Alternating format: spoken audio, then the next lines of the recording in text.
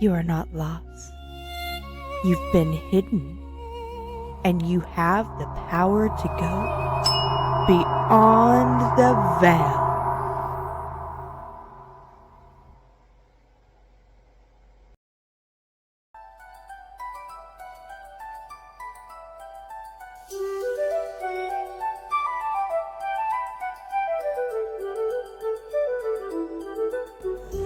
Hi Celestials, welcome back. Last time we talked about something simple, but not easy. Stop waiting for the light and become the flame. And for some of you, that truly landed. You started trusting yourself more, listening a little closer. Maybe even you pulled your energy back from things that never really felt right. I thank you for all of your DMs. But here's where it gets tricky. What happens when something does feel like light and still leads you away from yourself? Because not everything that feels bright is true. Not everything that sounds right is aligned for you. Some things will meet you exactly where you are, use the right words, and carry just enough truth. The dangerous kind of light.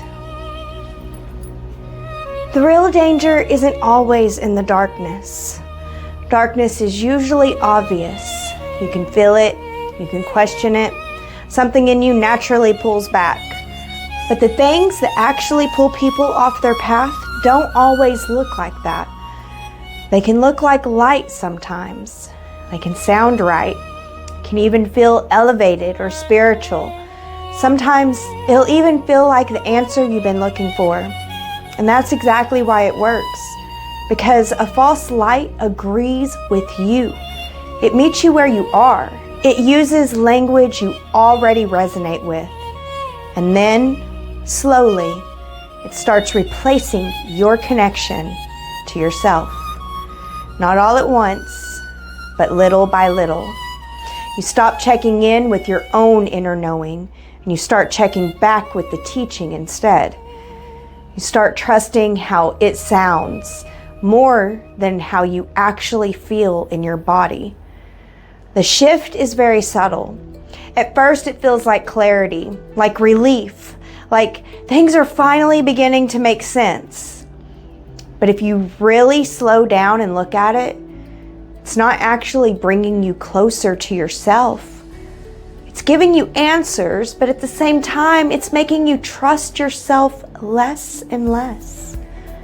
Real alignment doesn't replace your inner voice. It actually does the opposite. It sharpens it.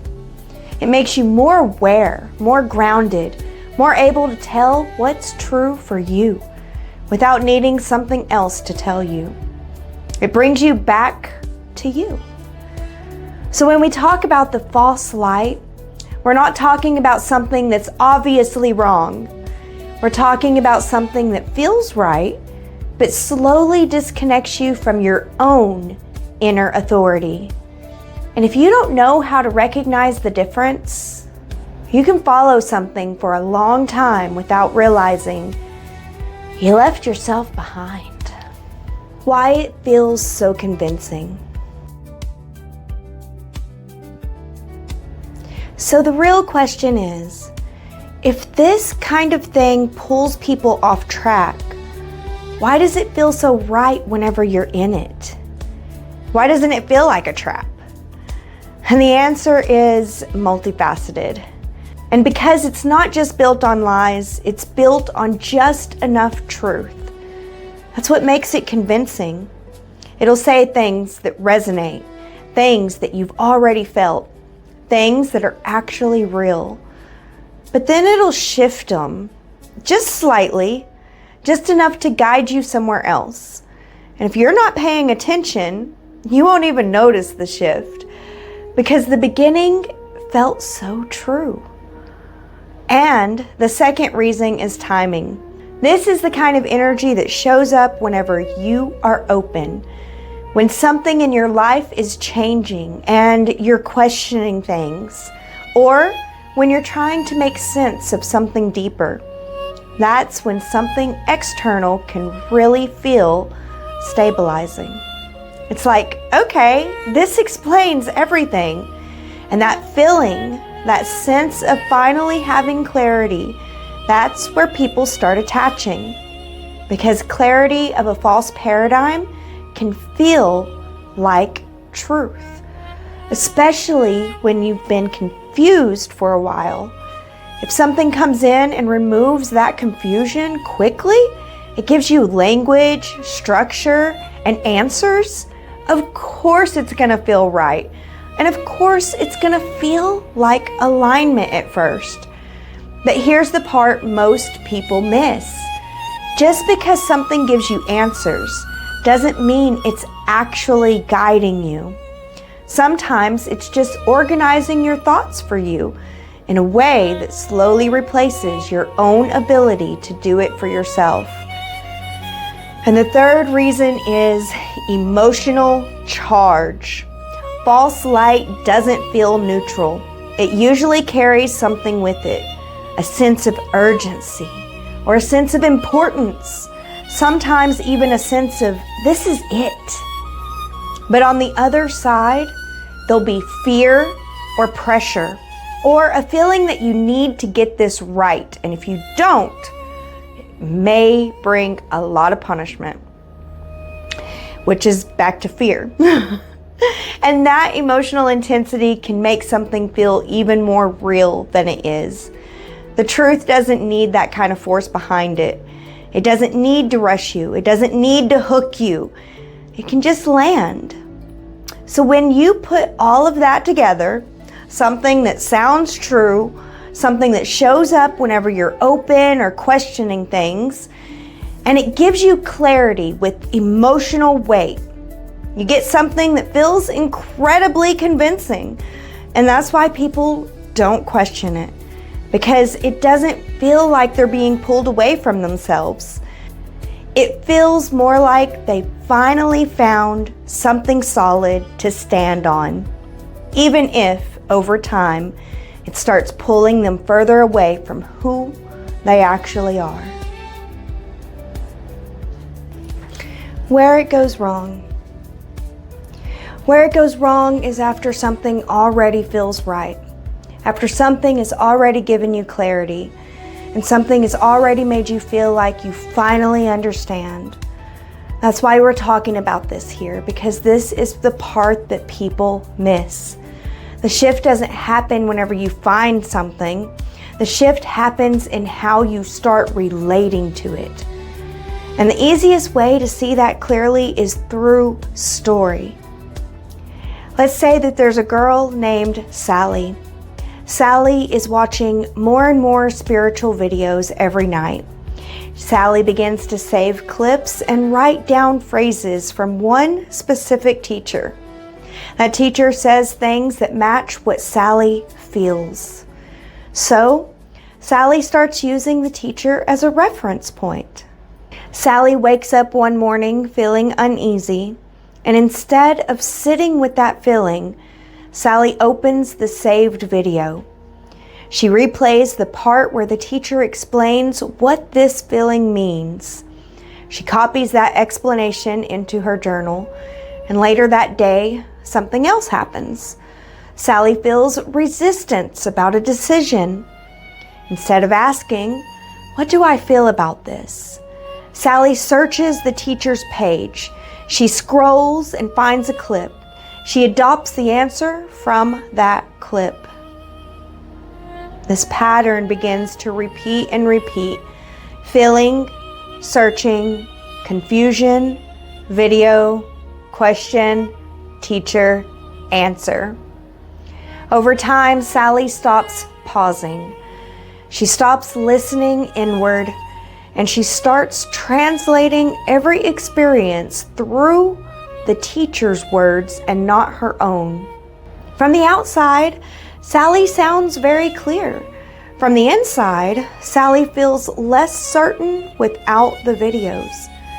One day, Sally feels a strong hesitation, a clear internal signal. Sally opens the app, and she finds the video that explains that feeling away. She then chooses the video over the signal. That's the moment. The moment Sally replaces inner knowing with borrowed meaning. That's how the trap forms, step by step, choice by choice, until the voice Sally trusts no longer comes from Sally herself. The signal most people miss. So now let's get practical, because this only helps you if you can actually recognize while it's happening. And most of the time, people don't miss it because they're unaware. They miss it because the signals are subtle. So here are the ones that truly matter. The first signal is extremes. If something is pulling you into this is completely right or this is completely wrong, no nuance, no space, no middle or gray area, that's a red flag, because truth has range and context. Anything that forces you into a rigid position is usually simplifying something that's more complex than what they're saying. The second signal to look for is over intensity. This one's easy to miss because it can feel powerful, but pay attention to things that feel too certain, too urgent, or too emotionally charged. Like you need to accept it right now or you're missing something important. That pressure is not clarity. Clarity needs space to land. And then it'll let you decide. The third signal is the most important one to notice. If it asks you to override yourself, not always directly, sometimes it's very subtle. It could sound something like, don't trust that feeling. That's just your ego.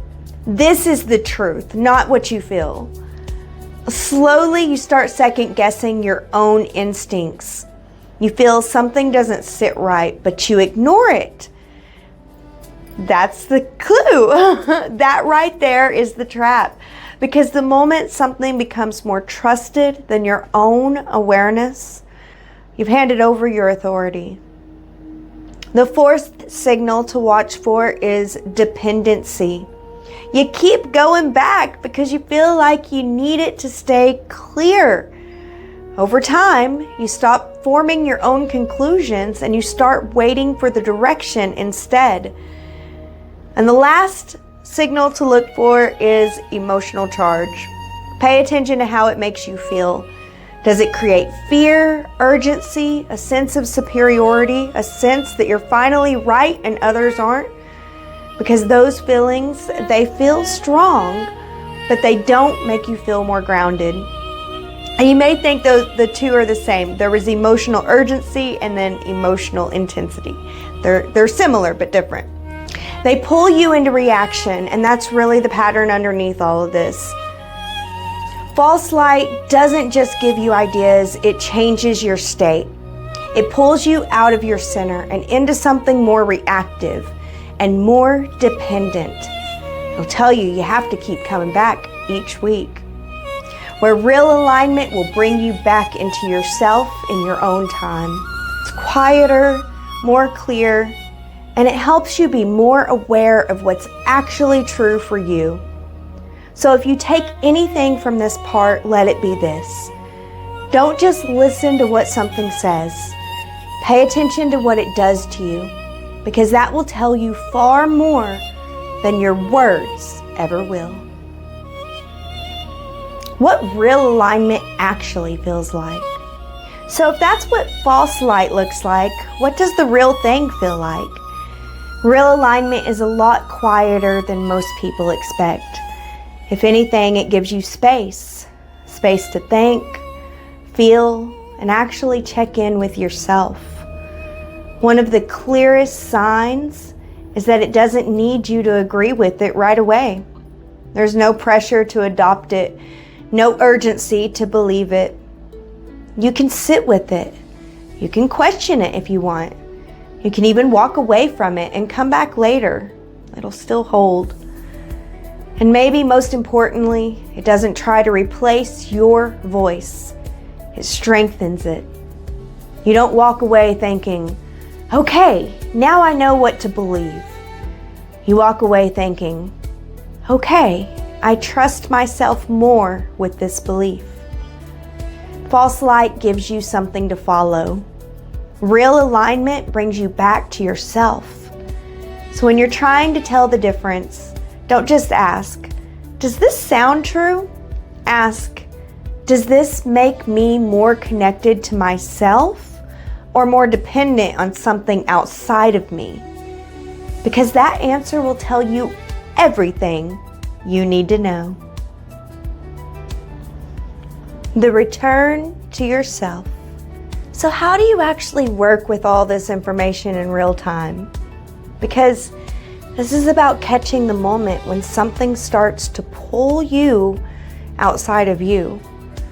So here's something simple that you can come back to time after time. The next time you hear something that feels powerful, convincing, or even a little overwhelming, pause. Don't agree and don't reject it either. Just pause. And then ask yourself 3 things. What is this asking me to believe? Do I feel more like myself right now or less? And am I being invited to think or being pushed to accept? Then come out of your head for a second. Just drop your attention into your body, not to figure anything out, just to notice. Does this feel grounding or does it feel like pressure? Does it open something or does it tighten something? Notice any parts of your body that feel more open or tight, because your body will register that shift before your mind has time to explain it. It'll tell you if something's landing clean or if something's trying to move you. You don't have to make a big decision in that moment either. You just have to not abandon yourself. So that's the practice. Just stay connected with yourself while you are in front of something that feels convincing, even this. Because the more you can do that, the harder it becomes for anything false to take hold. Because you can feel the difference before it ever gets that far. So if you take anything from this, let it be this. Not everything that feels like light is actually guiding you. Some things can feel right because they're convincing. But the real question is always, does it bring you closer to yourself or slowly pull you away? Beloved Celestials, the moment something asks you to abandon yourself in order to follow it, that's not guidance. That's the trap. If this resonated with you, there's deeper work waiting for you at www.celestialgrove.academy. And in the next episode, we're going to talk about how to stay open without being pulled back into fear. Episode 13 is called Walking in Love in a Fearful World. Subscribe to stay with the process and keep walking through the veil with love.